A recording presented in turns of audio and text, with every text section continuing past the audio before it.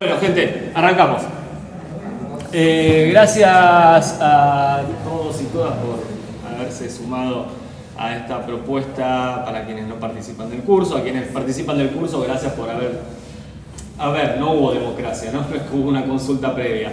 Era de algún modo acceder a esta posibilidad, que era hacer la clase acá y abrirla al público en general, con un cupo limitado que sabíamos que teníamos, pero bueno, acá también la gente del 25 de mayo fue muy generosa en ese sentido y nos dejó hacer la propuesta de ese modo. A ver, lo que pasó fue lo siguiente: la clase pasada no nos vimos, vino Germán, trabajaron Los Fines del Hombre de Derrida, y con Maya, claro, no tuvimos tiempo de discutirlo con ustedes, con Maya nos encontramos ante el brete de saber que hoy estaba esta jornada tan importante, ¿no?, en defensa de la educación pública en general, pero la educación universitaria en particular. Saber que de algún modo esta institución no es una institución universitaria, si bien es una institución educativa, pública, a pesar de que ustedes pagan, bueno, no es una institución universitaria. Entonces en un momento dijimos, bueno, suspender la clase, sobre todo para habilitar a que ustedes, si tenían ganas, vayan a la marcha, ¿no? Y que no estén condicionados o condicionadas por el horario de comienzo de la clase. Entonces, bueno, pensamos en esa posibilidad, nos pareció también que era un poco injusto, sobre todo con quienes quizás no tenían ganas de ir a la marcha o no iban a ir de todos modos. Entonces, bueno, se nos ocurrió esta forma, que era de algún modo, de vuelta, hacer esta clase en este espacio que sabíamos que existía, y de algún modo, nada, es una especie de vidriera y si alguien pasara y tuviera ganas podría entrar, y hacer esto de la convocatoria pública para invitar a otras personas a que se sumen. En esta oportunidad no es la idea que conozcan el curso y que se anoten, porque ya sabemos que no hay cupo, quizás en mayo lo vayan, pero no, sino que la idea era justamente poder compartir y esta clase de hoy como una forma también de acompañar lo que fue el movimiento y la gran marcha súper multitudinaria que hubo. En particular, familiarmente, a mí también me generó muchos problemas, porque de algún modo ella es May, mi hija, ya mucha gente la conoce, sabe que estamos atravesando temas de salud muy importantes hace muchísimo tiempo, y en particular desde el 2020 que está con una epilepsia que la tiene así como muy a mal traer, y eso hizo que de golpe también haya dejado. Ella venía siempre acá, y desde la pandemia que dejó de venir, primero por las restricciones y luego porque ya estaba atravesando esta situación.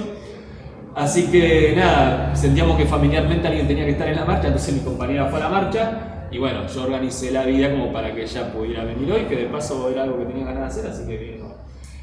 Con esto aviso que en el caso de que ella tenga una convulsión, que es algo que puede pasar porque tiene convulsiones, no se asusten, no llamen a 911, nada, yo la miro, me fijo que esté bien, va a estar bien, sigue la clase, ¿sí? O sea, para ustedes puede ser algo como tremendo porque claro, no están habituados ni habituadas. Para mí es algo recontra cotidiano, pasa muchas veces al día, así que me van a ver que no me preocupo, entonces ustedes no se preocupen, ¿sí? Sigue la clase y no pasa nada. Capaz que no suceda nada, ojalá que no suceda nada, pero se los aviso porque puede pasar. Entonces, de vuelta, con Maya dijimos, la pregunta era ¿qué hacer? ¿No? ¿Qué hacer con el día de hoy? Y tuvimos de algún modo dos respuestas posibles, o sea, en realidad, dos cuestiones que nos ayudaron a entender por qué era importante hacer esta clase y hacerla bajo esta modalidad. En primer lugar, entendimos, y en particular entendí, que este espacio también existe gracias a la universidad pública, ¿sí?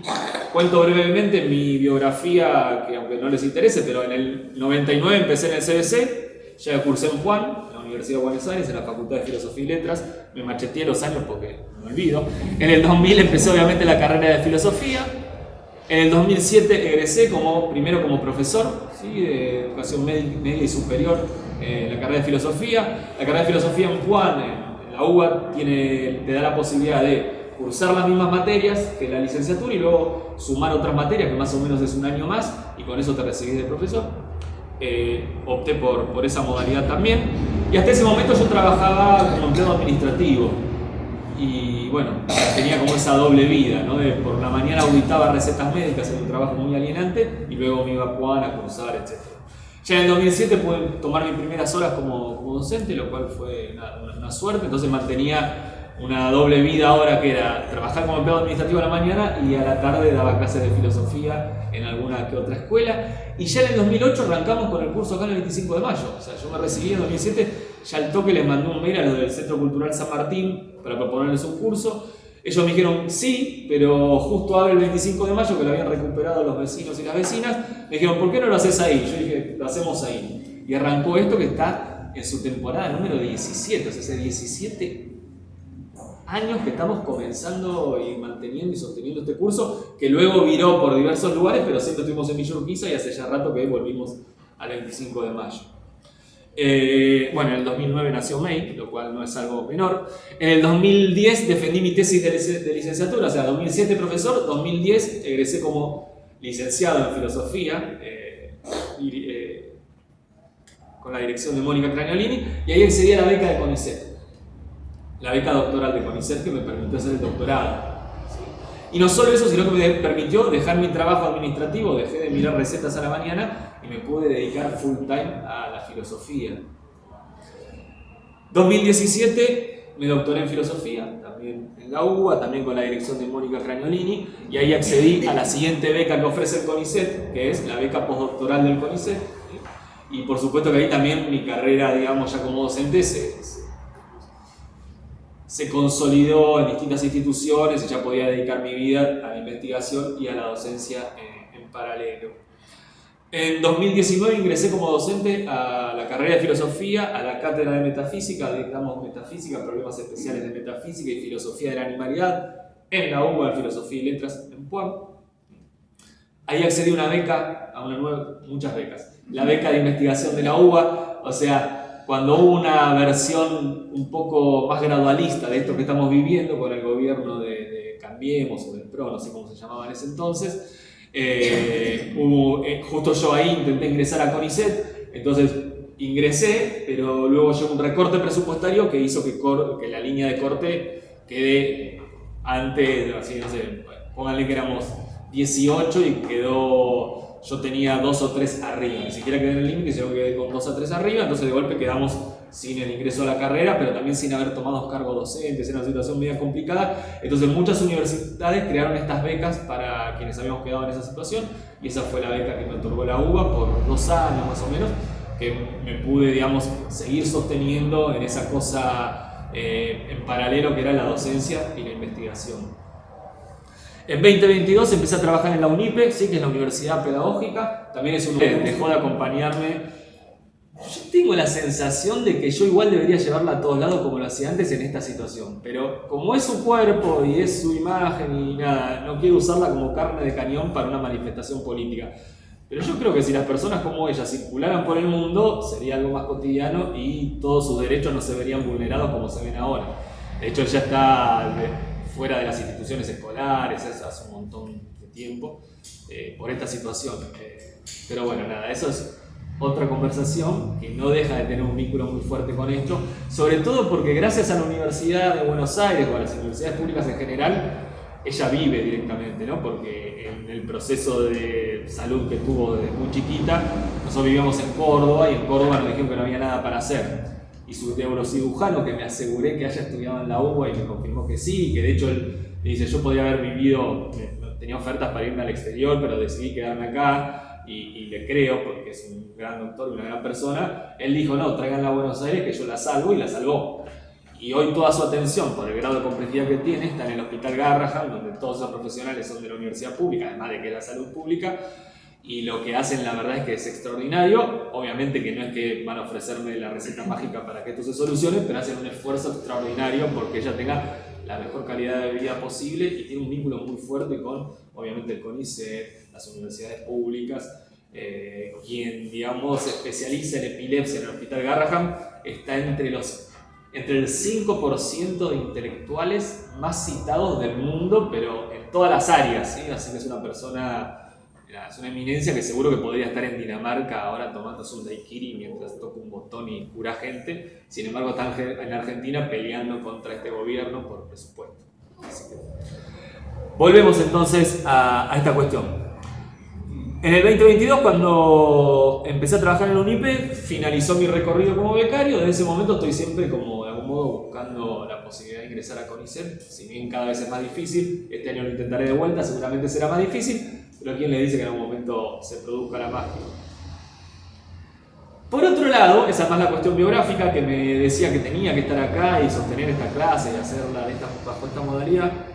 También entendimos con Maya que la cuestión que estamos trabajando en este curso, que es la del humanismo y la del posthumanismo, ¿sí? Tratar de entender qué es eso del humanismo, qué es eso del humano y qué es eso que hoy circula mucho, al menos en el ámbito intelectual, que es el así llamado posthumanismo, la idea de que hay algo más allá o algo después de lo humano, y sobre todo reflexionar, que lo habrán discutido la semana pasada, ¿no? Sobre la posibilidad o no de salirnos de esa herencia, que es la herencia humanista, y no solo la necesidad, sino siquiera la utilidad que tendría pensarnos en una exterioridad absoluta con relación a esa herencia. Entendimos justamente que esa problemática tiene un vínculo muy estrecho con la universidad pública, con la universidad pública en particular. Y como veníamos de trabajar de Derrida, dije, ahí voy a encontrar la respuesta y obviamente, o sea, cualquier pregunta que se hagan, pongan la pregunta y al lado pongan Derrida y van a encontrar la respuesta. O sea, Google sirve para eso, para darse cuenta que Derrida es lo más grande que hay, es el filósofo al que me dedico. Y tiene este texto maravilloso que es Universidad sin condición, que es el texto que propuse para trabajar, que justamente articula las dos cosas, el problema de la universidad y el problema del humanismo, y trabaja mucho ese vínculo. ¿Sí? La universidad, o Universidad sin condición, o la Universidad sin condición, es una conferencia que Derrida da en 1998, es invitado a dar una charla en una suerte con una consigna, que era pensar la cuestión del arte y las humanidades en la universidad del mañana. ¿Sí? Esta conferencia tiene un título más largo, no lo vamos a reponer, pero en principio cuando se dicta bajo la forma del libro, el título es Universidad sin condición o la Universidad sin condición. Derrida comienza con lo que él llama, esto que va medio, una profesión de fe. Y para entender por qué habla de profesión de fe, y ya entendemos que la palabra profesor tiene un vínculo muy fuerte con la cuestión de la profesión, fui al diccionario de la Real Academia Española, que es un buen lugar para ir a buscar a veces lo que uno no termina del todo de comprender. Y ahí dice, el diccionario de la Real Academia Española dice, profesión, entre algunas que otras definiciones, dice, ceremonia eclesiástica en que alguien profesa en una orden religiosa. Entonces la palabra profesión tiene un vínculo muy estrecho con el ámbito religioso, ¿sí? Con el campo religioso. Pero dice, claro, ceremonia eclesiástica en que alguien profesa. Y yo dije, claro, no me resolvió el problema porque tengo que saber ahora qué significa profesar. Fui a buscar profesar y entre otras definiciones dice creer, confesar, obligarse a cumplir los votos correspondientes a su orden religiosa. Entonces entendí que claramente la idea de profesión, el hecho de que Derrida diga comienzo con una profesión de fe, implica el ámbito de lo fiduciario, es decir, la creencia, la confesión, y por lo tanto, lo vamos a ver dentro de un rato, la idea de responsabilizarnos ante eso que estamos confesando. Y por otro lado, cierta obligación, ¿no? Hay una cuestión ética puesta en juego.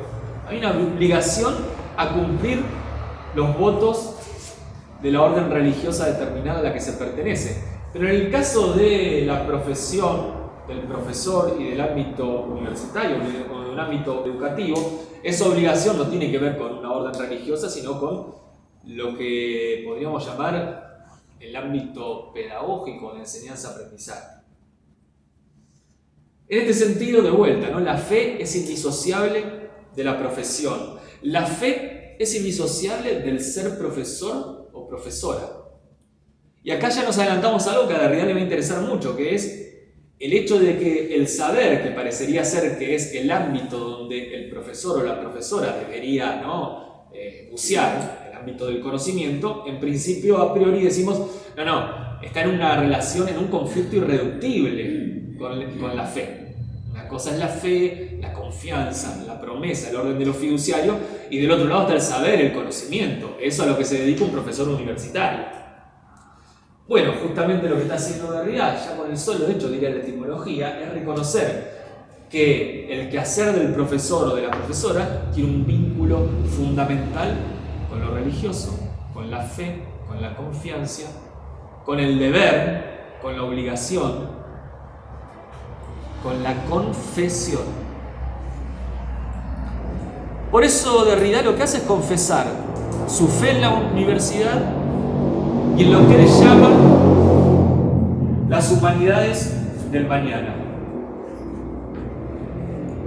Como solo mañana. Las humanidades del mañana.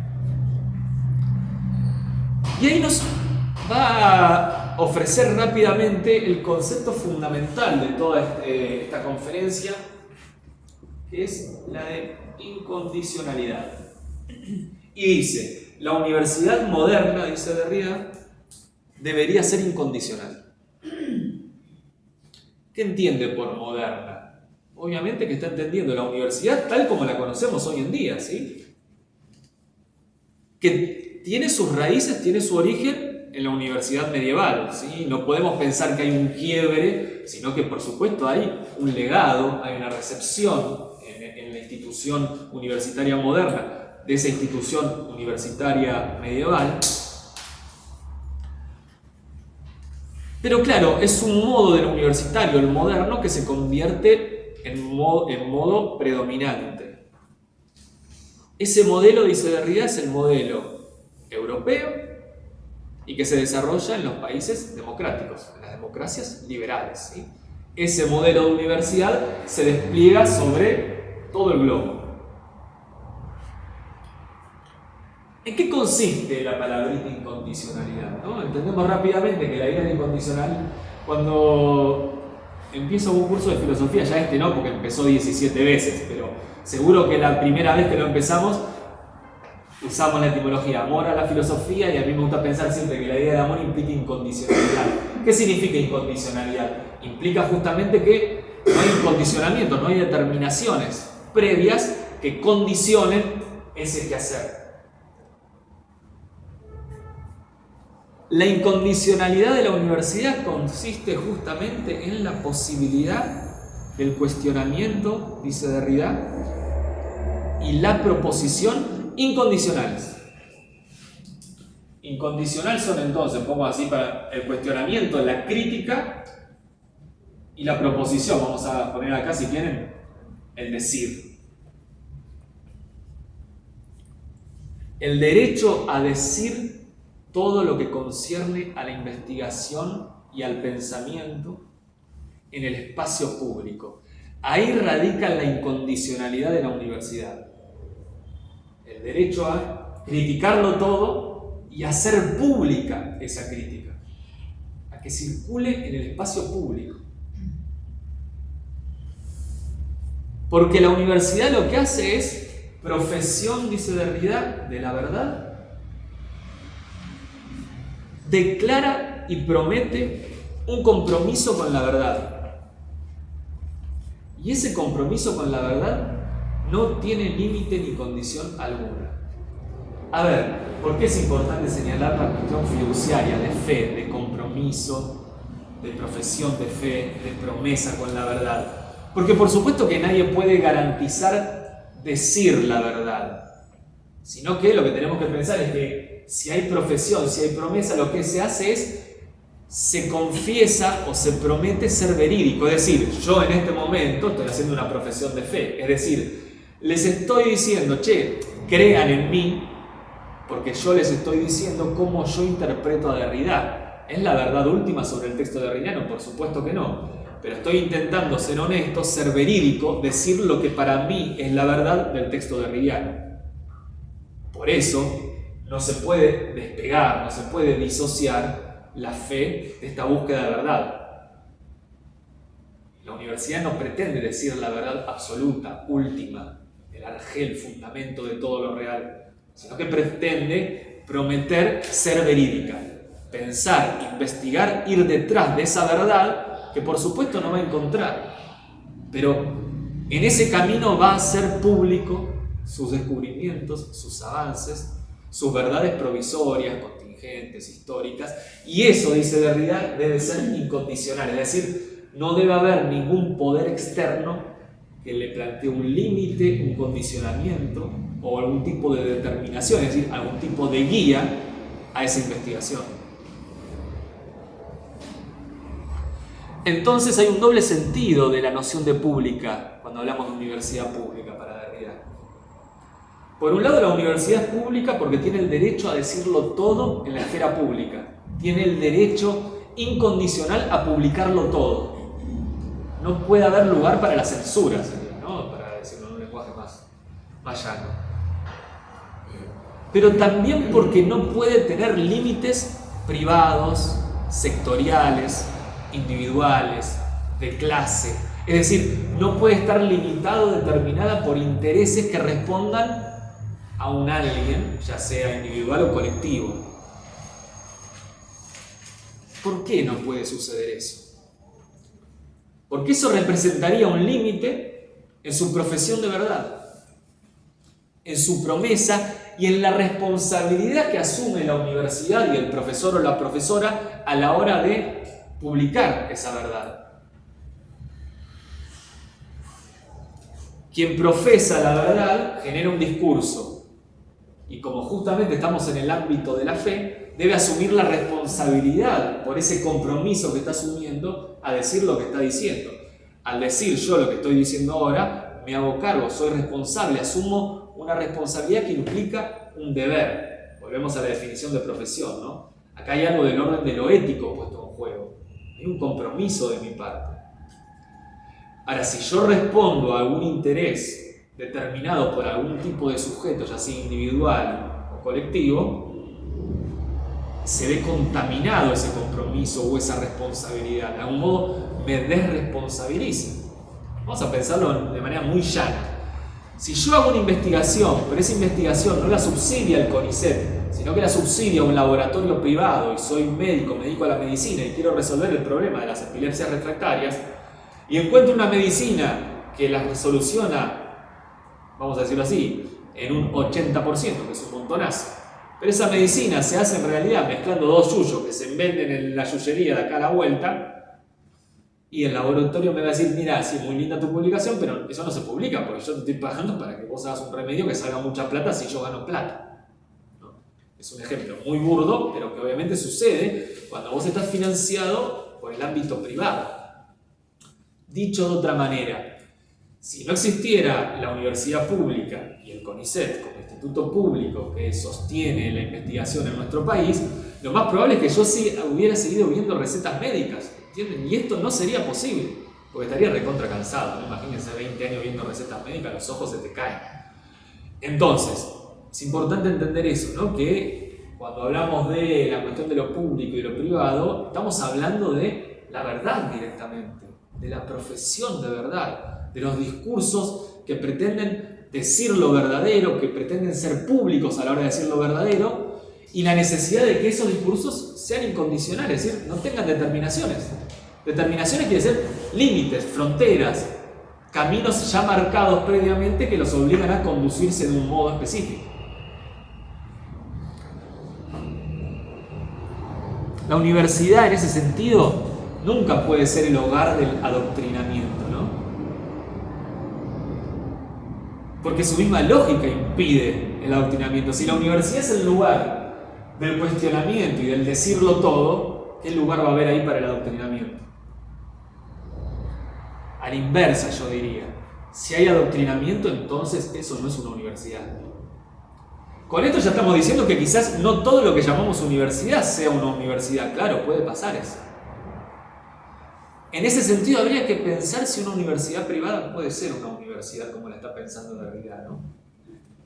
Si yo, además de ser estudiante y si además de requerirse de mi parte fe en la profesión de fe del otro, al mismo tiempo soy un cliente y pago una cuota mensual, ¿eso no le pone cierto límite a la incondicionalidad que implica el pensamiento, la crítica y la publicación de todo lo que se obtiene en ese camino, en esa búsqueda de la verdad?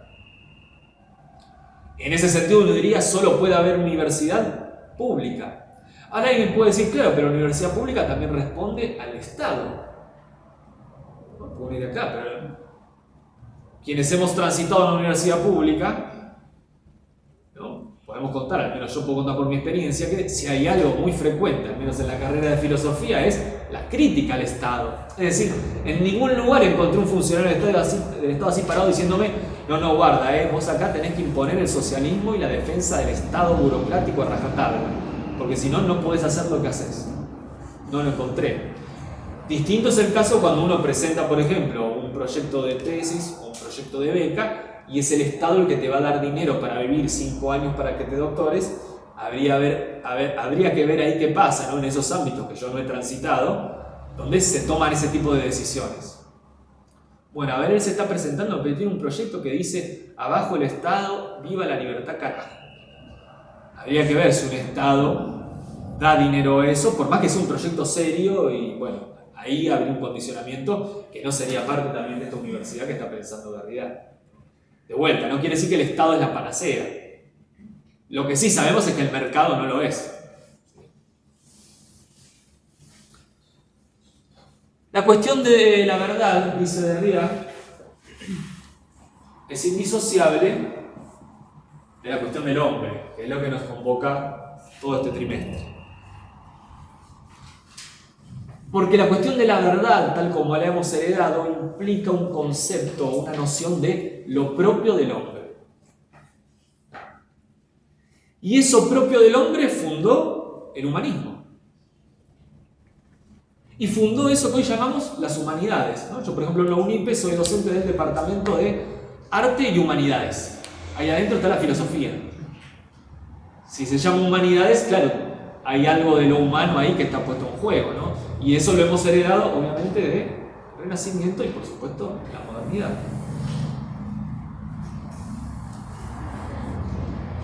Hoy en día, dice Derrida, la así llamada globalización es una mundialización. A ver, ¿cuál es la diferencia entre globalización y mundialización? Lo decimos rápido, ¿no? Globalización de esta idea de una suerte de democracia, ¿no? En la que todos y todas estamos en una relación de igualdad y que hay una interconexión, una red que nos interconecta a todos y todas por igual. Mundialización significa, no, hay un mundo posible que se impone sobre todo el globo, y ese mundo posible tiene que ver con las democracias occidentales, liberales, capitalistas. Y eso se impone sobre todo. Entonces, no es globalización, es mundialización. Un modo de concebir el mundo, la vida en sociedad, la realidad, lo propio del hombre, la relación con el otro, se impone sobre todo el globo. Entonces, dice Derrida, eso que hoy llamamos mundialización se realiza justamente a partir del concepto heredado de hombre, y piensa principalmente en dos pilares fundamentales que son la Declaración Universal de los Derechos del Hombre y los crímenes de lesa humanidad. Algo que para nosotros y nosotras, lamentablemente, se empezó a discutir de vuelta, ¿no? En estos tiempos que corren. Les leo un pedacito del libro, de la página 11. Dice esto, Derrida: esta mundialización quiere ser, por consiguiente, una humanización. Mundialización implica una humanización, es decir, una concepción de lo humano que se impone sobre todo el globo. Ahora bien, si el concepto del hombre parece a la vez indispensable y siempre problemático, entonces, este será uno de los motivos de mi hipótesis, o si lo prefieren, una de mis tesis en forma de profesión de fe. No se puede discutir ni reelaborar dicho concepto, el concepto de hombre, como tal y sin condición, sin presuposiciones, más que en el espacio de unas nuevas humanidades. Dicho de otro modo, si la concepción de hombre que hemos heredado ha fundado lo que llamamos humanidades, entre eso ha fundado a la filosofía como disciplina, si queremos poner en cuestión, que es algo que estamos haciendo y que vamos a hacer durante este curso, durante este trimestre, la concepción de hombre heredada, tenemos que pensar en otro modo de las humanidades, eso que llaman las humanidades del mañana.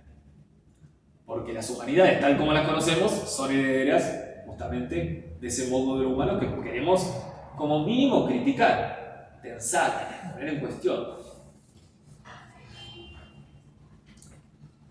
La universidad sin condición y las humanidades del mañana hay que inventarlas, dice Derrida. Están por venir, ¿no? Es una fórmula que utiliza mucho Derrida. No creo que la hayan visto la clase pasada porque es un texto muy temprano donde todavía no aparecen esas nociones, ¿sí? O trabajaron los fines del hombre. Pero dice, hay que inventarlas, están por venir. ¿Qué significa esto? ¿Qué significa que están por venir? Por venir en realidad tenemos que entenderlo como sinónimo, paralelo, otro modo de hablar de lo que él llama también lo imposible. ¿Qué es lo imposible? Yo doy siempre el mismo ejemplo, quienes ya vienen a escuchar decirlo 1000 veces, pero no encontré otro mejor, así puso el mismo. Estás en un cuarto oscuro, una habitación oscura, prendés tu teléfono celular, prendés la linterna para ver algo, ¿sí? Ubicarte en el mapa, iluminás. Generalmente las linternas de los celulares no son muy potentes, alcanzan, ni siquiera, no sé, 5 metros, supongamos, ¿no? Entonces, se arma una suerte de espectro lumínico, que es lo que vos podés ver. Más allá queda en la oscuridad, porque el cuarto es mucho más grande. Ahora, lo que está en la oscuridad no quiere decir que no existe. No lo alcanza la luz de tu teléfono celular. Bueno, lo que llamamos lo posible es eso que es abarcado por la luz de tu teléfono celular. Lo posible es lo que desde nuestro aquí y ahora podemos ver, podemos proyectar como algo posible. Che, ¿es posible que a fines, el primer día de mayo, el subte pase de 150 pesos a, creo que 670? Y sí, es posible, ¿no? Aparte me lo acaban de informar, así que es posible. ¿Es posible que de acá al 1 de mayo venga la revolución socialista, tome el Estado y empiece la dictadura del proletariado? Y la verdad es que no lo veo como posible. Entonces, lo imposible no es irrealizable. Es aquello que desde nuestro aquí y ahora, desde las condiciones presentes, no podemos imaginar como algo que pueda suceder. Entonces uno diría, lo posible no se contrapone a lo imposible. Lo imposible es aquello que excede el horizonte de posibilidad. Y ese horizonte de posibilidad es histórico, es contingente y está condicionado, está determinado por poderes. ¿Sí? Para decirlo en un lenguaje muy poco derridiano, pero se entiende, ¿no?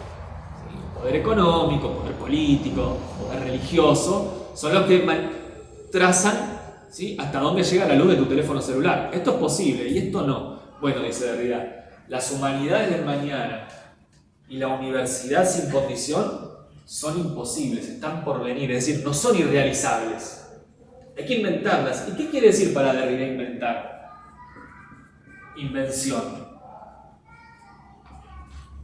En un texto muy hermoso de Derrida que se llama Si invenciones del otro, dice: solemos pensar que inventar es dar lugar a algo radicalmente nuevo, ¿no?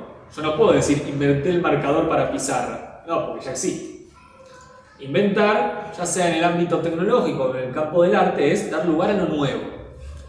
Pero claro, dice Derrida, si vos inventás algo radicalmente otro, radicalmente nuevo, no va a ser reconocido como parte de esa tradición que viene a romper. Doy siempre el mismo ejemplo, pero funciona, que es el mengitorio de Duchamp. Si Duchamp da vuelta al mengitorio, lo pone en el baño de su casa, el plomero lo estafó, o no era plomero, pero tenía que trabajar, claro. Si el subte se va a 600, tiene que trabajar la persona. Entonces dijo, soy plomero, y le instaló el mengitorio al revés a Duchamp. ¿Cuándo el mengitorio invertido revoluciona el arte? ¿Cuándo es lo nuevo? Cuando se inserta en el museo. Entonces, inventar para Derrida siempre es heredar una tradición, pero al mismo tiempo traicionarla. Por eso Derrida dice que la invención es imposible, porque se maneja en ese espacio paradójico o aporético donde tiene que recibir un legado, pero al mismo tiempo traicionarlo. Bueno, eso tenemos que hacer con la universidad y eso tenemos que hacer con las humanidades.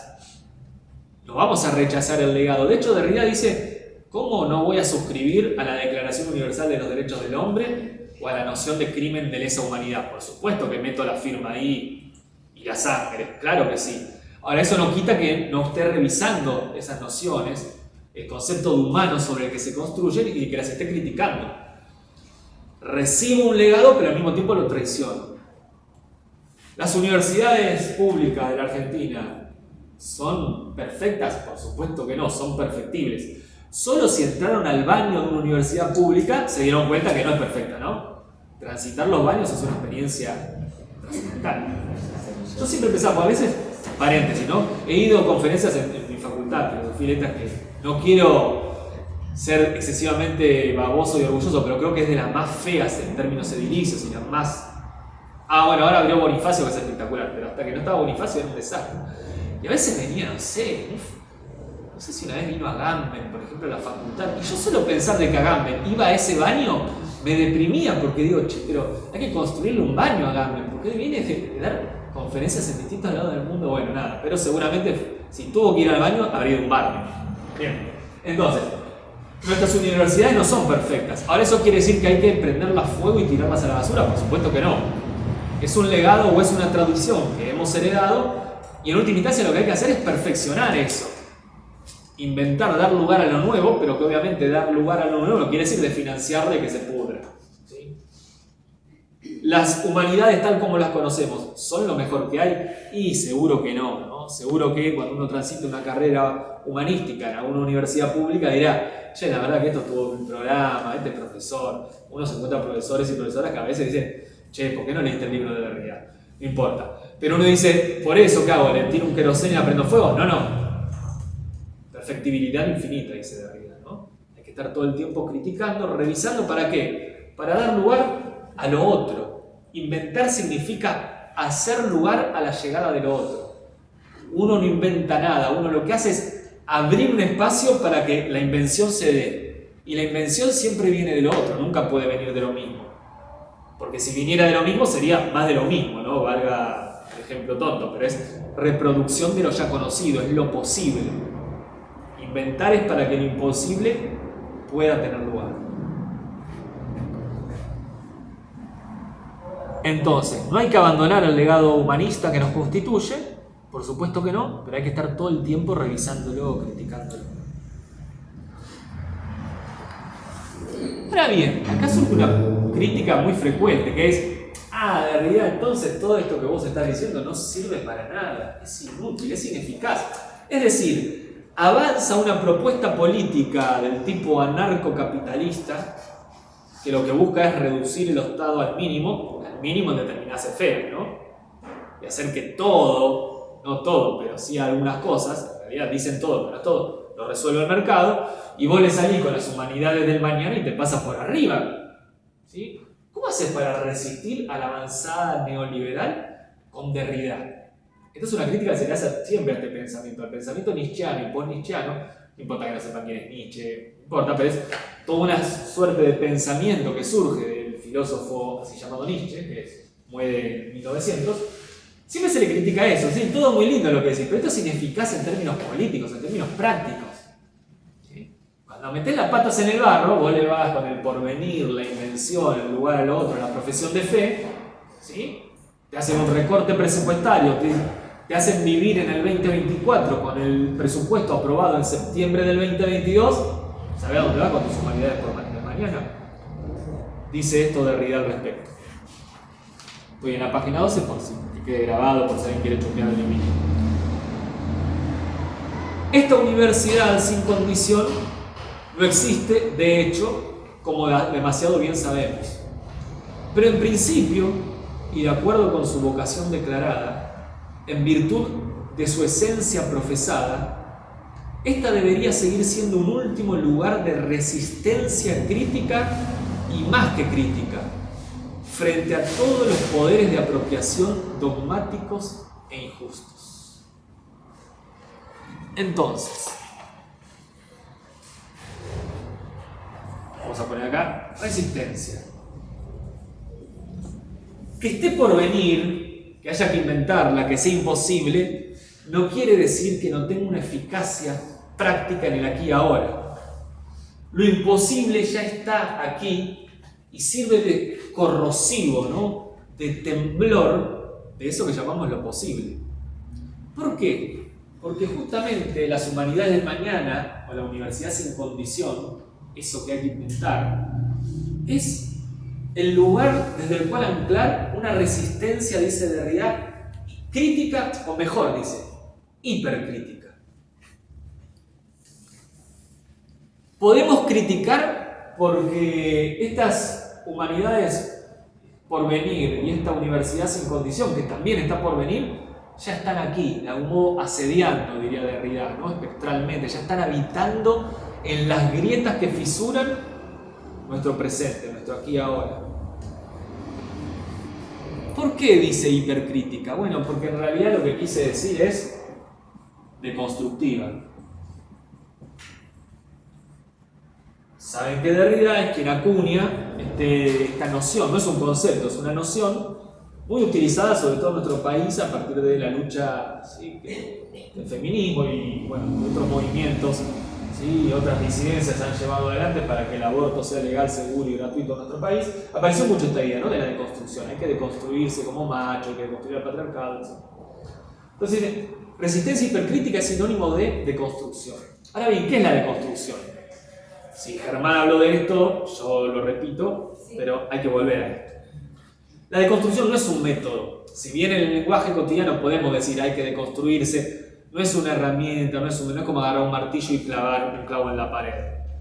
La deconstrucción, ¿sí?, es un proceso que se da en todo aquello que pretende tener una identidad, ser un uno, ser un algo determinado. ¿Y en qué consiste en ese proceso? En el hecho de que eso que pretende ser una identidad ya está desde su interior habitado por lo otro. Y eso que habita en los intersticios es el principio de ruina de eso. Vamos a decirlo con este ejemplo. La universidad, tal como la conocemos, ya está atravesando un proceso auto-heterodeconstructivo. Auto quiere decir sí misma. Ella misma está en un proceso deconstructivo. ¿Por qué hetero? Porque está siendo habitada por lo otro de sí en su interior. Ya en la universidad hay intersticios, hay huecos, hay grietas, donde esa universidad incondicional por venir ya está ahí habitando. ¿Y cómo se manifiesta eso? En la resistencia crítica, que es la resistencia deconstructiva. En el hecho de poder estar habitando la universidad y desde ese lugar poder criticarla. Eso es la deconstrucción. Estás parado en un lugar y mientras estás parado en ese lugar, agarrás un martillo y le empezás a dar al suelo firme que sostiene tus pies. Ese es el gesto deconstructivo. Derrida en Los fines del hombre, lo habrán visto con Germán, no sé si llegó a dar eso, usa la imagen de la deconstrucción no es estar afuera de un edificio tirándole piedras, sino que la deconstrucción es estar en un edificio, tomar los restos que están dentro del edificio y arrojarlos hacia arriba. ¿Y qué pasa? Claro, si se te cae, se te van a caer arriba de la cabeza, por supuesto. Porque vos estás constituido por eso que estás criticando. Todos nosotros y todas nosotras nos pensamos como humanos. Y ese concepto de humano que nos constituye es el heredado del Renacimiento pasando por la modernidad hasta hoy. Entonces, poner en cuestión eso es ponernos en cuestión a nosotros mismos y a nosotras mismas, en tanto humanos. Poner en cuestión la universidad es poner en cuestión lo que estamos haciendo y lo que estamos haciendo acá, porque ya dijimos al comienzo, esto también existe gracias a la universidad. Yo fui formado por la universidad, Maya fue formada por la misma universidad, nos conocimos ahí. Entonces, aquí también hay una herencia y un legado que tiene que ver con la universidad humanista y moderna. Entonces, criticar eso, si estamos pudiendo ahora criticarlo, es porque hay algo de eso por venir que ya está aquí, ¿no? Asediando espectralmente esto que estamos haciendo. El derecho a la deconstrucción, dice Derrida, es el derecho incondicional a cuestionar, a criticar. Entre otras cosas, la historia del concepto de hombre y la historia de la noción misma de crítica. Por eso, hipercrítico, porque la deconstrucción critica la noción misma de crítica, porque también la hemos heredado obviamente de la modernidad, ¿sí? Solo pensar en Kant, crítica de la razón pura, crítica de la razón práctica, crítica del juicio, entendemos que es un concepto netamente moderno. Entonces la deconstrucción implica incluso criticar la crítica. Por eso, hipercrítico es el movimiento.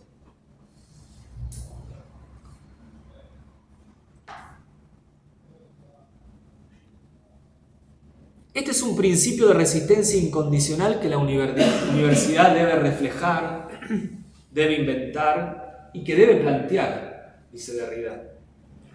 Por eso, lo repetimos, en la universidad para Derrida no hay lugar para el adoctrinamiento.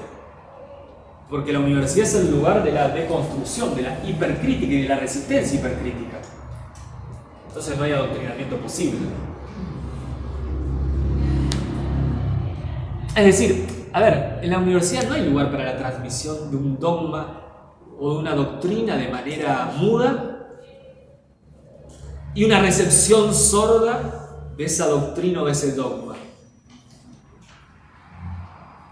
¿Por qué digo mudo y sordo? ¿No? Porque pareciera ser que el profesor, que ya no sería un profesor porque no se estaría comprometiendo si hay adoctrinamiento, lo que hace es repetir un dogma casi como un mero mediador mecánico de eso que está recibiendo de un otro. No hay espesor en el lugar del docente, ¿no? Sino que transmite algo heredado. Y de su lado digo sordo porque ustedes no tendrían oídos para escuchar, sino que recibirían inmediatamente esa doctrina y la aceptarían como una verdad revelada. Si hay escucha, en este momento ustedes están escuchando lo que yo digo y dicen, che, pero esto no me cierra tanto, porque ¿qué pasa? Yo lo voté a mi ley y a mí esto no me parece tan mal. Sería legítimo que estén pensando eso. Entonces dicen, che, pero ¿por qué? Claro, porque hay escucha de su lado, no hay adoctrinamiento. Pero también no hay adoctrinamiento de mi parte, porque yo esto que acabo de leer de Derrida también atravesó un proceso crítico, lo leí de manera, che, esto que dice Derrida es así o no, lo estoy interpretando, lo estoy relacionando con otras cosas que vivo y que también he leído y que he compartido con ustedes y en otros espacios educativos. Sí. No sé si no vamos a ir tema de la discusión, pero Está bien. si yo entendí más o menos la clase de Sí. cuando pensábamos acerca de lo humano y el humanismo y demás, y me pareció que como que si había alguna cosa que nos hacía humanos, ¿no? Era la probabilidad, puede ser, la posibilidad, decía la verdad, puede ser, sería alguna característica o alguna categoría o algo. La posibilidad. Eso, de la posibilidad. ¿Y cómo entraría, por ejemplo, esto de lo que estamos hablando? Si es que me voy, no me la contestes ahora, pero bueno, no quiero sacarme acá. Pero tiene que ver eso con la deconstrucción. ¿Estaría eso ahí? ¿No? En realidad eso es algo heredado de la tradición que sería existencialista, que ustedes habrán visto algo de la clase pasada, ¿no? Que es la idea de pensar que lo propio del humano es la posibilidad. ¿Qué significa eso? Que estamos abiertos a posibilidades. No tenemos algo propio cerrado. Esta idea de que la existencia precede a la esencia es eso. Vos exististe, pegaron una patada, ¡pum!, caíste. Y ahí se abre un horizonte de posibles. Y esa es tu tarea. Construir tu esencia es ir asumiendo esas posibilidades. Que las podés asumir a partir de un otro, o para el existencialismo las podés asumir de manera auténtica. Bueno, eso también lo hereda Heidegger, por eso Sartre dice Heidegger es un existencialista, porque la cuestión de la posibilidad también es fundamental para eso que Heidegger llama el Dasein, que sería como el hombre, pero como quiere romper con la tradición humanista lo llama Dasein. No solo con el nombre alcanza, pero digo, hay otras operaciones para salir de eso, aunque no termina de salir del todo. Y también aparece esta idea de que lo propio del hombre es la posibilidad.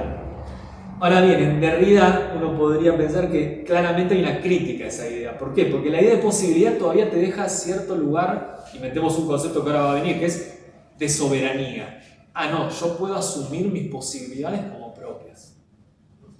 Es decir, puedo liberarme de los condicionamientos sociohistóricos, capitalismo, poder político, el marketing, TikTok, ¿sí? El algoritmo, me puedo liberar de eso y yo decidir, ¿no? Que es la lógica del emprendedor en nuestro país, ¿no? Que es la lógica del monotributista. Sé tu propio jefe, ¿no? Invertí en vos mismo, como asumí tus propias posibilidades. No dejes que otro te la dicte, un jefe. ¿Qué suelen decir los monotributistas? Ojalá haya un jefe que me las dicte y me pague aguinaldo, cuando me enfermo me cubra, porque si no estoy todo el tiempo buscando cómo sobrevivir. Pero en principio esa lógica está muy presente y Derrida claramente está criticando esa idea la idea de posibilidad, porque implica eso, ¿no? Todavía hay cierto lugar de soberanía, es como decir, soy dueño de mi destino, por llevarlo al lenguaje, y él estaría en contra, o estaría tratando de criticar esa noción. Bien, volvemos entonces.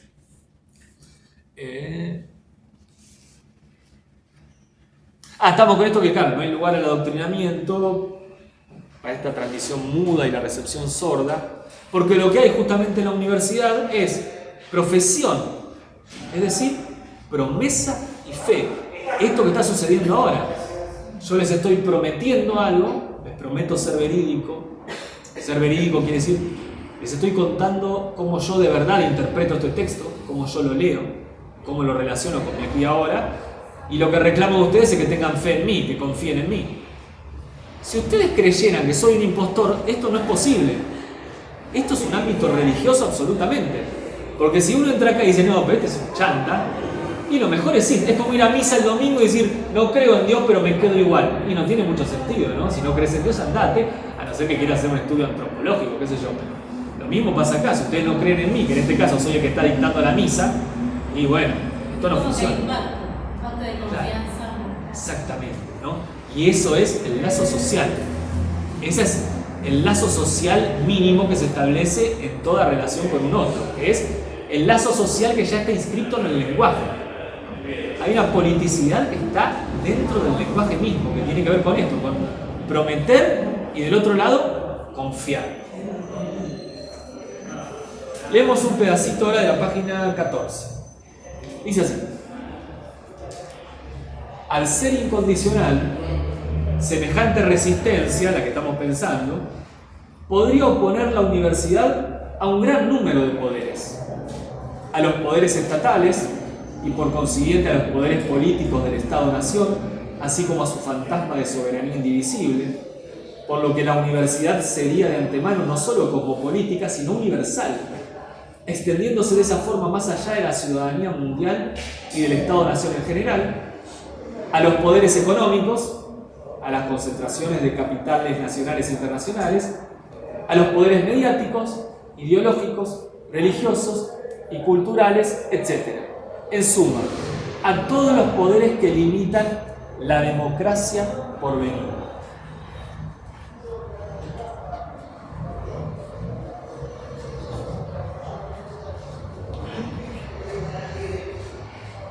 Lo propio de esta universidad sin condición es cuestionar a todo poder. A todo poder. Cuestionar al Estado, dice, y cuestionar la indivisibilidad de la soberanía. ¿Qué es la indivisibilidad de la soberanía? El Estado, ¿sí?, moderno, si quieren vamos a Hobbes, Leviatán, se piensa como una instancia soberana y única e indivisible. ¿Por qué? Simple. Porque si hay dos soberanos, empieza el caos. Si hay dos, ¿a quién obedezco? Tiene que haber un uno. Dicho de otro modo, el gran problema de la política es: somos una multitud caótica, tenemos que convertirnos en un uno. ¿Cómo se hace eso? La modernidad, ¿cómo lo resolvió? Mediante un pacto, no importa qué contractualista leemos, hay una especie de contrato, y en ese contrato nos forjamos en un uno. No puede haber dos, no puede haber tres. Un uno. ¿Por qué? Y porque si no, no hacemos nada. Che, ¿qué hacemos con el presupuesto universitario? Si hay uno, vamos a hacer algo. Si hay dos, ya empieza la discusión y quedamos paralizados. Entonces, soberanía indivisible. Bueno, Derrida dice lo que tenemos que cuestionar del Estado es eso, la idea de uno, de monopolización de la soberanía. Porque ese uno deviene en una voracidad totalizante, es decir, en un intento de totalizarlo todo. ¿Qué es la ley Bases? El intento de refundar la Argentina. Claro, es la lógica estatal. Ser uno, ser el Estado nacional el que lo fagocita y lo introyecta todo bajo su lógica, bajo su sistema. Lo que está haciendo es lo que hace un Estado, a pesar de que diga que va en contra del Estado. Esa es la lógica del Estado, reducir todo a su lógica. Eso es lo que busca todo Estado, y lo que dice Derrida, eso es lo que tenemos que criticar. Pero al mismo tiempo, claro, hay que cuestionar el poder económico. Y muchas veces, para cuestionar el poder económico, lo que hay que hacer es reivindicar al Estado. Claro.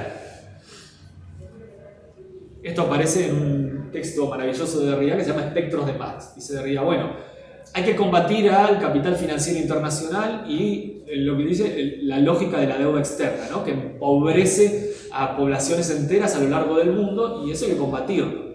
Hay que combatir la deuda externa, el capital financiero internacional, también el contrabando de armas y de drogas. ¿Y eso cómo se hace? Y con un Estado.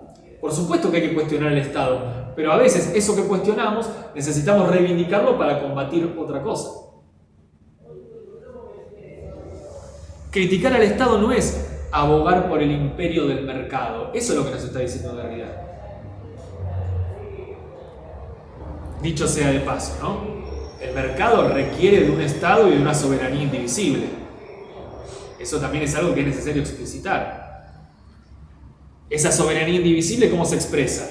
Y se expresa en un protocolo antipiquete, en un financiamiento de Estados Unidos para fortalecer las fuerzas militares, en la compra de aviones en Dinamarca. Lo que se necesita es un fortalecimiento del aparato represivo. Si no, el mercado no funciona. Vamos a poner un ejemplo muy simple. Si yo no tengo que comer, voy al coto, me agarro las cosas y me voy a mi casa, no las pago. Entonces, ¿qué necesito para que el mercado funcione? Y aparato represivo. Que si yo voy a hacer eso, me parten un palazo en la cabeza. ¿Sí? Cuando yo hago una marcha quejándome, ya no por la universidad, sino porque no comemos, bueno, protocolo antipiquete. ¿Sí? Entonces, criticar al mercado, a veces abogando por el Estado, en el fondo también es criticar ese Estado que el mercado necesita, que no deja de ser un Estado totalizante. Criticar al poder mediático, al poder teletecnomediático, que se despliega ya no gracias a los grandes monopolios, ¿no? de los medios masivos de comunicación, como era en su momento, ¿no? El grupo Clarín, que era como el enemigo del gobierno kirchnerista, ¿no? En un momento, el grupo Clarín. No, hoy los medios masivos de comunicación se dieron su lugar a esta capilaridad de las redes sociales. Ahora, lo interesante y lo que hay que pensar es que esa capilaridad, esa diseminación de la comunicación que se da en las redes sociales, también está gobernada por un lugar de soberanía, que es el algoritmo. Entonces también ahí hay una instancia que totaliza. Es el algoritmo, que responde a ciertos intereses, obvio. ¿Por qué más adquiere Twitter, ahora llamado X? ¿Porque tiene ganas de divertirse? No, porque sabe cómo funciona la cosa. Y puede también. En este sentido, la universidad así entendida se superpone a esa noción que este cuatrimestre no, pero que la hemos visto muchas veces, esa noción de filosofía que defiende Deleuze, ¿se acuerdan? En Nietzsche y la filosofía, que dice, la filosofía sirve para entristecer. ¿Por qué? Porque la filosofía lo que hace es combatir la estupidez. ¿Y qué es la estupidez para Deleuze? Es obedecer a un poder determinado, ya sea el poder político, el poder económico, el poder mediático. Por eso la filosofía solo sirve para entristecer, porque la filosofía lo que hace es criticar, es desnaturalizar. Y en ese sentido la filosofía, como la piensa Deleuze, sería una materia fundamental de estas humanidades del mañana o estas humanidades por venir. Porque la filosofía así entendida es la deconstrucción, es ese espíritu hipercrítico.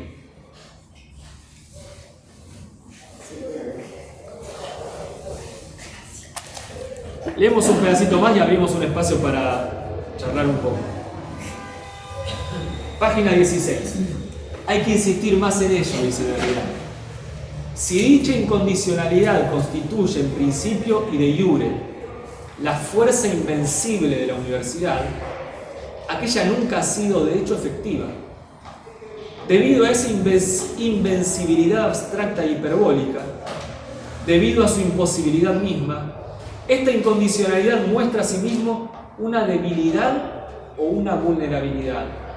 Exhibe la impotencia de la universidad, la fragilidad de sus defensas frente a todos los poderes que la rigen, la sitian y tratan de apropiársela, porque es ajena al poder, porque es heterogénea al principio de poder.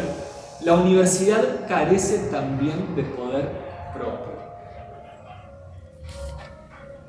Esa impotencia de la que está hablando Derrida enfrenta a la universidad a un riesgo, porque su incondicionalidad, esa soberanía excepcional que está pensando Derrida para la universidad, y excepcional justamente por su misma vulnerabilidad, es una soberanía que no conduce a un poder. Corre el riesgo de hacer que la universidad se venda a algún poder externo. Imaginamos que se le promete mayor financiación a la universidad pública a partir de mañana pero a cambio de ciertos servicios, ciertos favores. Imaginemos que sucede con la universidad lo que sucede con las provincias. Che, mira, si te paso más plata, pero vos aprobame el DNU, aprobame la nueva ley base que vamos a mandar, y yo te largo el mango. Podría pasar, ¿no? Esa es la vulnerabilidad que atraviesa la universidad, que no tiene un poder efectivo, concreto, que pueda oponer a la fuerza, ¿no?, del poder, en este caso estatal, y de manejar la botonera, así llamada botonera. Entonces, la universidad necesita un principio de resistencia, dice Derrida, pero también una fuerza de resistencia. Tiene que haber una fuerza. Bueno, lo que tenemos que pensar es que tal vez la marcha de hoy sea una expresión de ese otro modo de la fuerza. Porque esa fuerza que se vio en la calle no pretende tomar el poder, no pretende determinar el destino de ninguna institución, de ningún aparato estatal, de ningún espacio geográfico, pero claramente es un poder, ¿no? Ahí hay una fuerza de resistencia y no solo un gesto de resistencia hipercrítica, que es el que se da en el ámbito universitario. Así que me parece que este texto, de vuelta, y por eso queríamos trabajarlo hoy con Maya, Maya presente, me parece que es un texto muy potente para pensar los acontecimientos que nos han acompañado. Entonces, ahora sí, abramos un espacio para preguntas, consultas, comentarios en estos minutos que quedan, que no son pocos. Pasó algo loquísimo, que se armó como una especie de clase mía hablando como un loco cuando ustedes suelen participar un montón. Pero imagino que el hecho de que esté filmado, estemos en otro lugar, hay gente nueva que no sabe si son espías de La Libertad Avanza, entonces generó como un miedo. Che, mirá si esto después vienen y me hatean en las redes sociales. Bueno, pero no suele pasar esto, ¿no? Me parece a mí. O capaz que Germán también los dejó medio en ese mood. Me imagino que Germán debe ser como... Bueno, no importa. Nos escuchamos. Pregunta. Vea, vamos. No, es algo completamente loco, pero tuve un sueño. Sí. Y soñé con esta en una clase multitudinaria, pero había como 100 o 200 personas, estabas vos. Yo entraba y decía, ¿quién es toda esta gente? Y con pupitres. Y yo me acercaba y te decía, esto está lleno de infiltrados.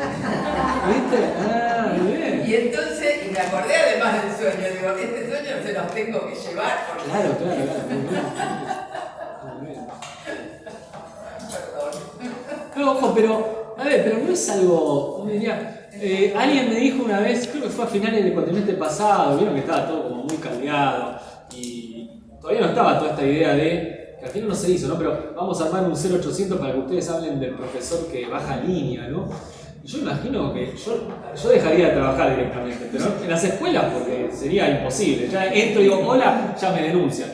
Pero en principio digo, claro, circulaba mucho ese tema. Me acuerdo que cuando terminamos en la UNIP el cuatrimestre pasado, hicimos así como la puesta en común. Uno me dijo, dice, no entiendo cómo te animás a decir las cosas que decís.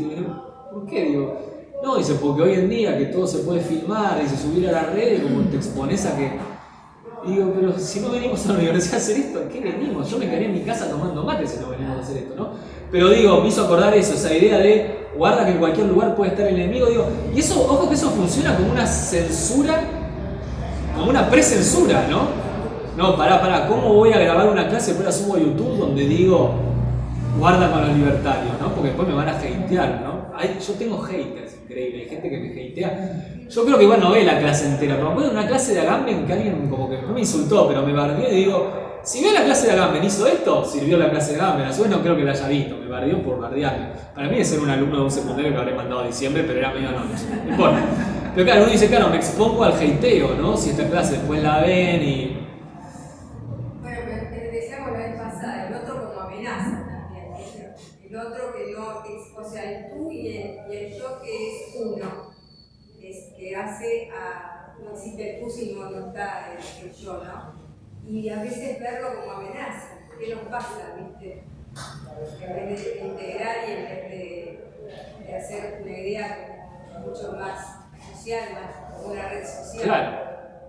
¿Y qué nos pasa, no? Digo, ¿y qué nos pasa en esta suerte de búsqueda de la verdad? Sabiendo que no vamos a encontrar, pero en esta suerte de, prometer algo y ustedes confíen. ¿Qué pasa si pienso que puede haber un infiltrado? ahí se contamina, ¿no? Esa relación que es una relación fiduciaria, es de fe, de confianza. El lazo social se empieza a romper. Y eso es un objetivo, claro, que tiene toda esta dinámica. Romper el lazo social. Porque el sueño de B en realidad es un miedo que quienes exponemos más o menos públicamente la palabra, tenemos. Che, mirá si el otro me escucha y se arma un bardo, sabe quién soy, me denuncian. Si armaban ese 0800, yo algo iba a sentir a la hora de hablar, seguro que iba a seguir diciendo. Porque yo una vez que entro en trance ya está, pero al comienzo seguro que me iba a costar entrar en trance y empezar a decir cualquier barbaridad. Porque iba a estar pensando, muchas veces me pasa, ¿no? Que alguien me dice, en las escuelas secundarias, me dice, ayer le contesto a mi papá y él me dijo que no, que nada de Marte, el mercado es mejor, ¿no? Se lo cuentan a los padres, porque cuando dicen, che, la plusvalía, qué sé yo, claro, que el viejo tiene una fabriquita, una pyme, y se está enterando que el viejo explota al empleado y que también a la señora que ayuda en casa la están explotando porque la tienen en negro, van a la casa y se lo dicen al papá, che, me parece que la estamos negreando. Y el papá le dice, no, porque es el mercado, entonces, claro, ese papá me denunciaría, entonces yo ahí tendría cuidado a la hora. Bueno, eso es una dinámica que creo que la están logrando aparte, ¿no? Que están logrando, es una censura, pero que funciona con otros. Porque la filosofía es sálvese que pueda, y ahí es el problema. La filosofía de... Yo pensé que la filosofía era... No. Claro. Es decir, filosofía por decir su forma de ver las cosas. Claro, viste, si nadie se salva solo, es una filosofía, y el otro sálvese que pueda. Y entonces ahí me parece que es donde el otro se transforma en una amenaza. ¿Viste? Sí.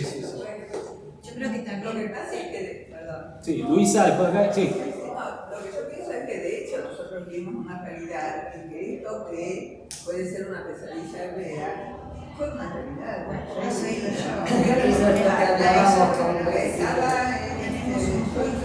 ¿En qué año fuiste a la facultad, Luisa? Es importante explicitarlo porque hay gente que ni había nacido. No, que sí. ¿Qué me querés decir? Yo casi que había nacido, casi. Pero Joaquín, por ejemplo, que fue alumno mío en el Joel, imagínate, le decís 76 y dice que había dinosaurios. Es importante aclararlo. Hay varios. Realmente era así. Esa era otra universidad. Era una universidad pública, pero era una universidad pública que yo dejé de cursar determinado tipo de materias, las cosas que yo era atractiva. Me puse a cursar materias totales que me resultaban más aceptables por las cosas que escuchaba, porque realmente me alarmaban determinados contenidos de determinadas materias. Pero vos ahí, perdona, estás diciendo como que había cierto adoctrinamiento. Hay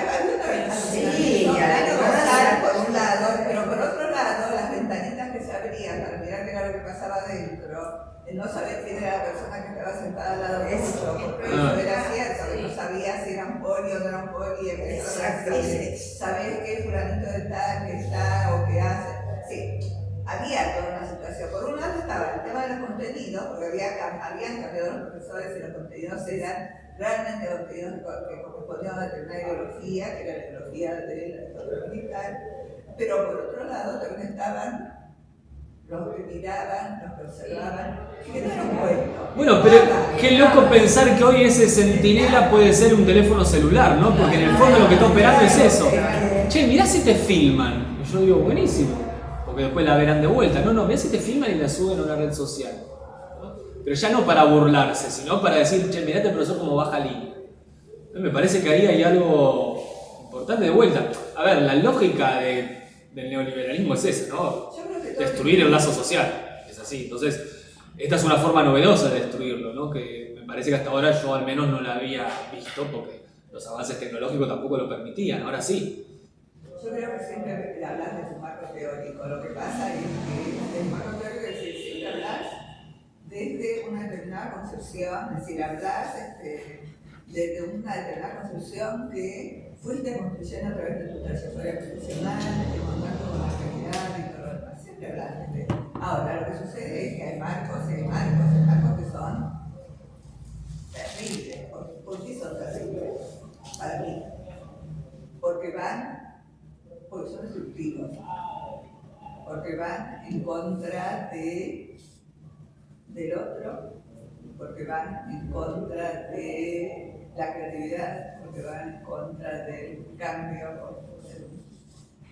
Bueno, es decir, ese tipo de cosas que uno las vivió en un momento determinado, que estaban y que ahora se siente tan en peligro de que eso vuelva, regrese, se vuelva a presentar. Por supuesto que siempre uno encuentra los lugares alternativos afuera, tanto los profesores como los alumnos encontramos lugares alternativos afuera.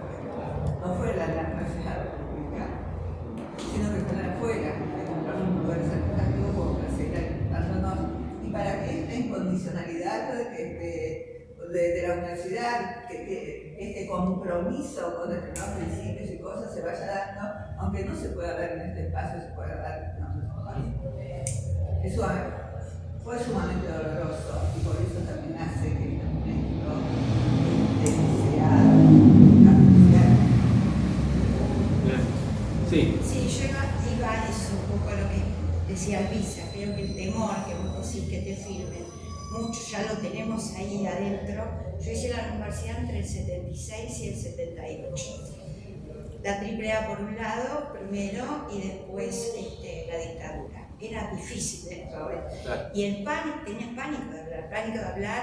Yo recuerdo que en mi casa el tiempo era, ojo con la que hablas, fíjate con quién hablas, porque bueno, vos salías de la universidad y tenías la policía ahí afuera. Y yo recuerdo haber llegado a mi casa y mi mamá me había hecho una requisa de todo lo que suponía que podía ser de izquierda y me tiró todo por el pánico, porque habían venido a buscar los vecinos, entonces había que cuidarse un poco, ¿no? Porque el solo hecho de que alguien tuviera tu teléfono era complicado. Eso después, bueno, el tiempo no pierde con ese miedo, pero creo que tiene que ver con los sueños, no viene de la nada, Claro, en claro. algún lugar nuestro, eso queda. Tal cual. Roy, después. Sí, yo tomando lo del miedo, siguiendo con lo del miedo, porque creo que no nos podemos desprender así nomás del miedo.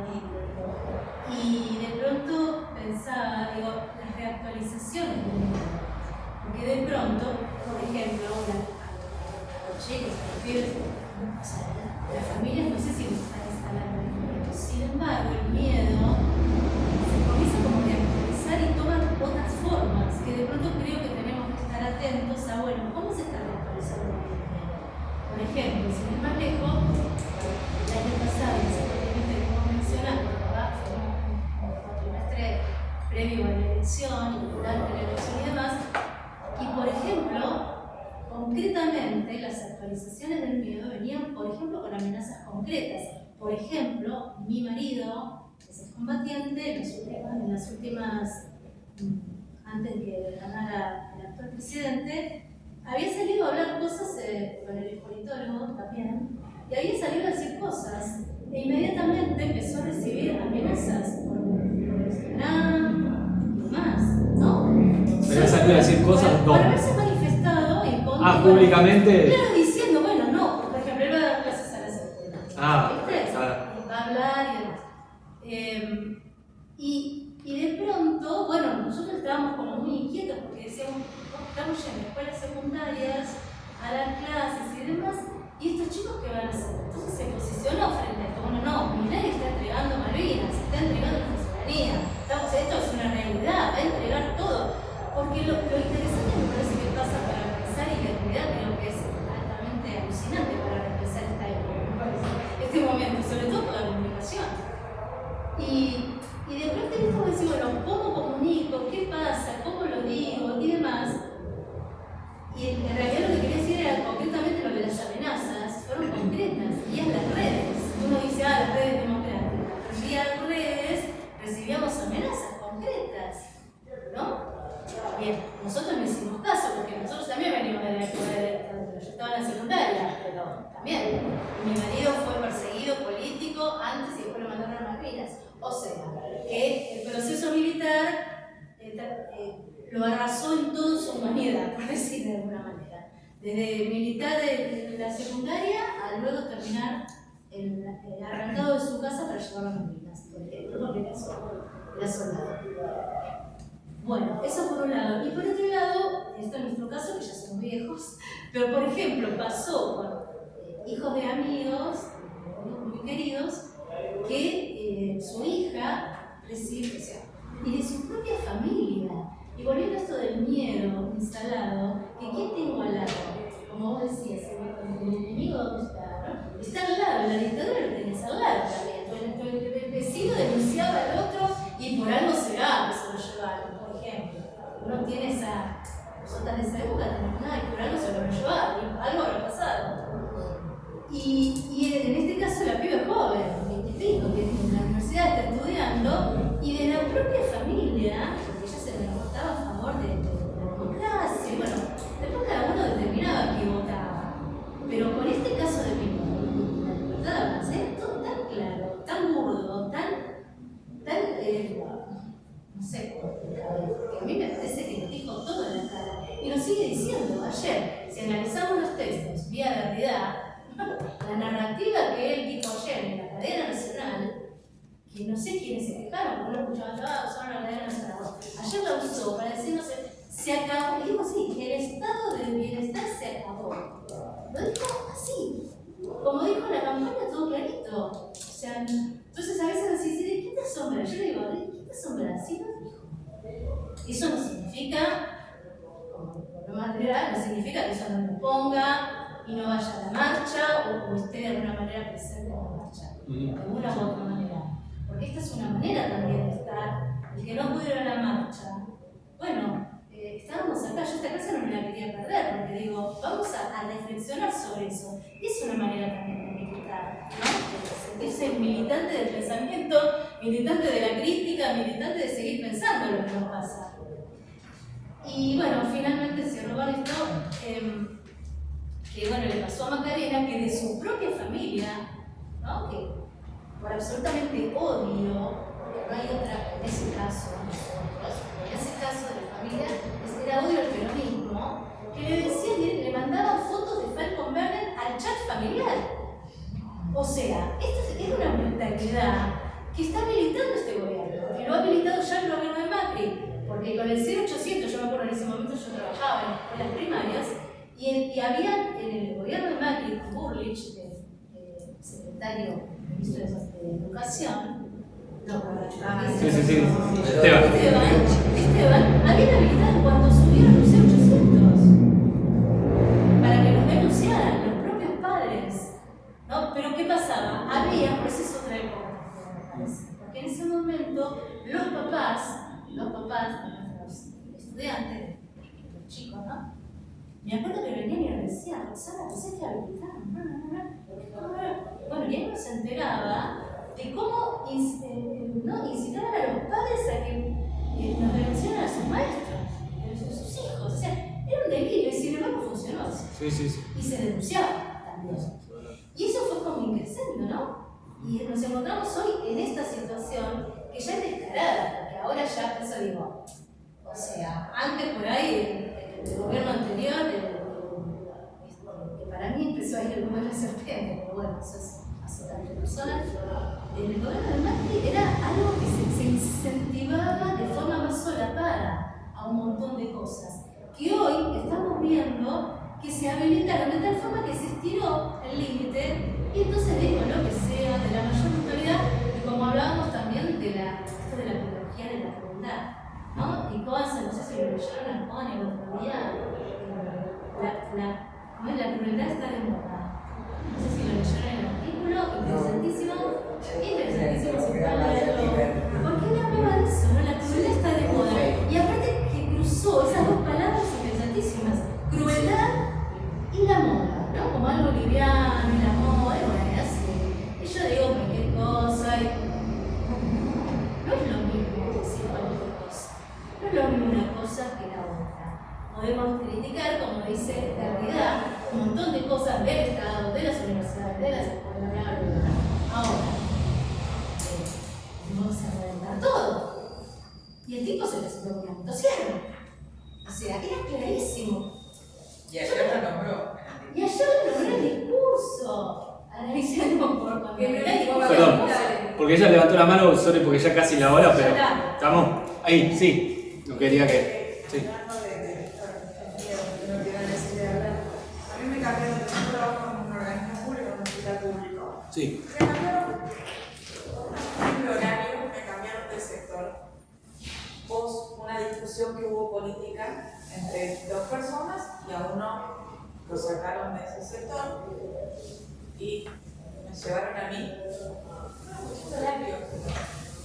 Cuando yo entraba a la oficina, todo el mundo se callaba. Por miedo Otra vez. me habían llevado. O sea, pasé casi un mes sin que nadie me dijera la palabra. Sin que nadie me dijera la palabra. Dije, pasa algo. O sea, claro, no, porque. Y alguien se animó a decirme cuál era el motivo por el cual se lo llamo. Bueno, relájense, los zurda, pobre, digo, identidad marrón, o sea, todo lo que nada, chicos, o sea, relájense.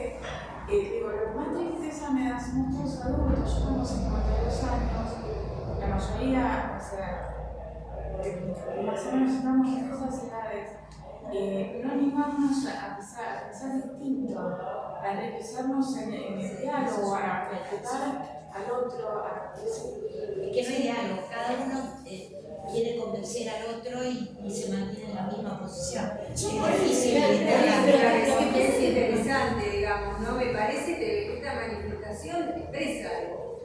Sí. El tema del Esperen, miedo, vamos a hacer algo, esperen, sí, ¿no? porque no quiero, vamos a hacer algo. Sí. Cerramos, pero nos quedamos y seguimos charlando, pero así quien se tiene que ir 8:30 se puede ir, ¿sí? Y no queda como una cosa muy desprolija, pero después nos quedamos o se quedan charlando, no hay problema. Entonces, nada, antes que se dispersen, quiero agradecerles por haber participado, a quienes participan del curso, bueno, agradecerles obviamente que también, y a quienes se sumaron hoy a la excepcionalidad de esta clase también. La clase que viene para los que vienen al curso, viene el cine, Persona de Bergman y el artículo de Susan Sontag, que lo va a subir Maya ahí al...